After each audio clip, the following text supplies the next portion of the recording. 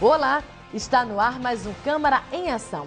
Jornal diário que mostra aos cidadãos a atuação dos vereadores de Aracaju. Veja a principal notícia do programa de hoje. A audiência pública na Câmara de Aracaju debate os 20 anos do ECA. O Câmara em Ação começa agora. A audiência pública na Câmara Municipal de Aracaju debate os 20 anos do ECA. O presidente da Comissão dos Direitos Humanos da Câmara Municipal de Aracaju, o vereador Dr. Emerson Ferreira, promoveu um debate sobre o Estatuto da Criança e do Adolescente. O tema foi discutido no plenário da Casa Legislativa na manhã da última terça-feira, 31 de agosto. O Estatuto da Criança e do Adolescente, criado há 2 décadas, tem como objetivo oferecer prioridade absoluta aos direitos do menor. A Lei de número 8.069, de 13 de julho de 1990, regulamentou os direitos da criança e do adolescente e foi inspirada pelas diretrizes fornecidas pela Constituição Federal. Dr. Emerson, em seu discurso, falou sobre o papel fiscalizador do Poder Legislativo no cumprimento do ECA. No município de Aracaju, os avanços são aparentes com relação a esses aspectos, exceto por ainda não ter como transparência a forma com que esses avanços vêm ocorrendo. Esse fato se deve à falta de interesse da sociedade e concepção de que a coisa pública ainda está sob o poder do administrador, o que vai de encontro à Constituição Federal. Por isso, importante, como ocorre a participação do Poder Legislativo, órgão fiscalizador nesses espaços de discussão.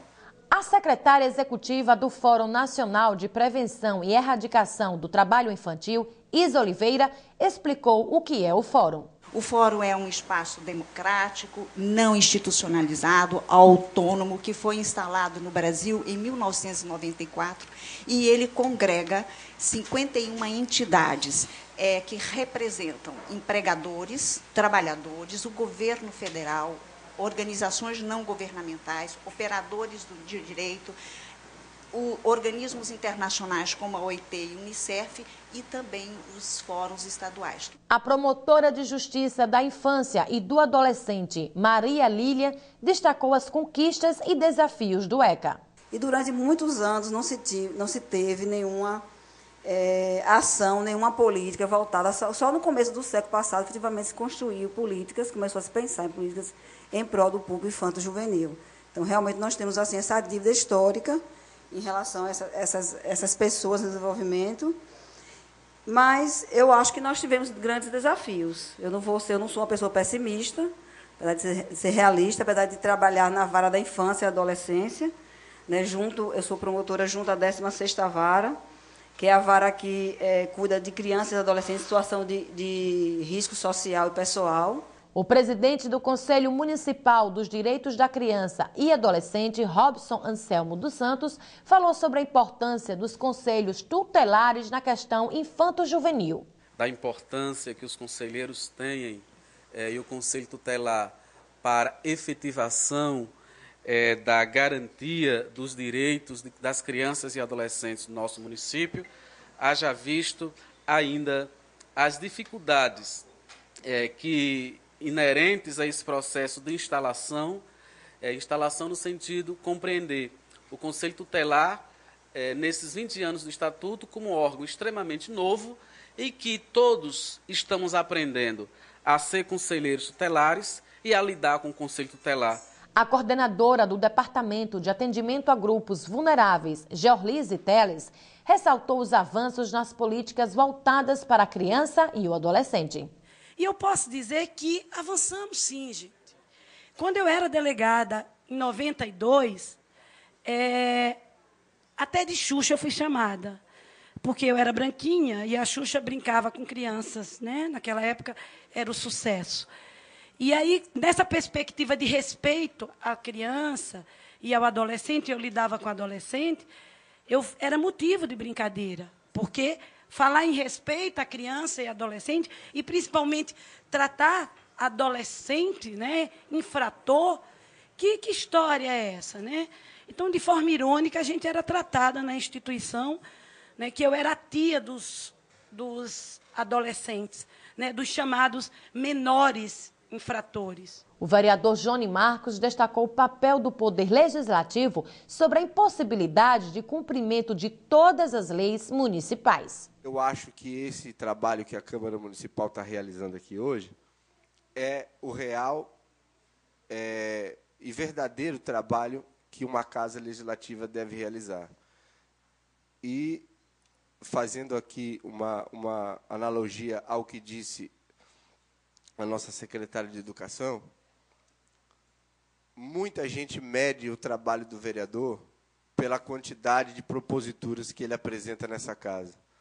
É comum, doutor Emerson, em tempo de eleição, aparecerem números dizendo o vereador fulano de tal foi o que mais apresentou projeto de lei nos 4 anos de mandato. E aí todo mundo aplaude dizendo, esse trabalha. Mas muita gente não entende que projeto de lei demais prejudica a nossa cidade, ao invés de melhorar a nossa cidade. O vereador fica aqui preocupado em apresentar trabalho para a comunidade e sai procurando proposituras para apresentar aqui nessa casa. E acaba encontrando algumas, com perdão da palavra, que às vezes são até cabeludas, que não somam em nada. O vereador Moritos Matos parabenizou a atuação do colega doutor Emerson. Mexe até com o lado emocional da gente, porque trata de famílias. E praticamente todos que usaram a palavra colocaram a família como uma referência e como o ponto central de todo esses, vamos dizer assim, distúrbios da nossa sociedade, né? E nós estamos vendo, já existe projeto quero também parabenizar a presença de todos, né? Saudar a presença de todos que atuam, né, na área da criança e do adolescente.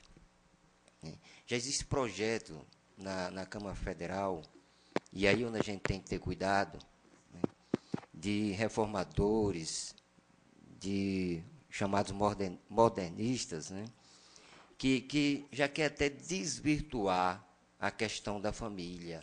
A vereadora Simone Góes disse que é preciso colocar o ECA em prática e justificou o projeto de sua autoria sobre os conselhos tutelares. Foi como o Jorlise disse, para que mudar se não está sendo colocado em prática ainda?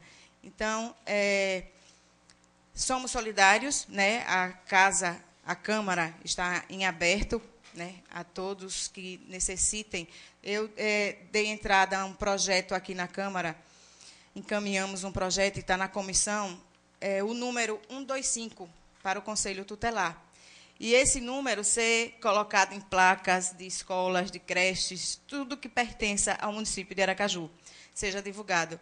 Então, seria um número gratuito para qualquer pessoa fazer denúncia de abuso sexual, de abuso moral, de qualquer tipo de abuso que pertença ao Conselho Tutelar. E o Câmara em Ação de hoje vai ficando por aqui. Assista às sessões da Câmara de Vereadores ao vivo, através do site www.câmaradearacaju.com.br ou ainda pela rádio Liberdade AM 930. Os dias são segunda, quarta e quinta-feira, das 9 ao meio-dia. E até o próximo programa. Até lá!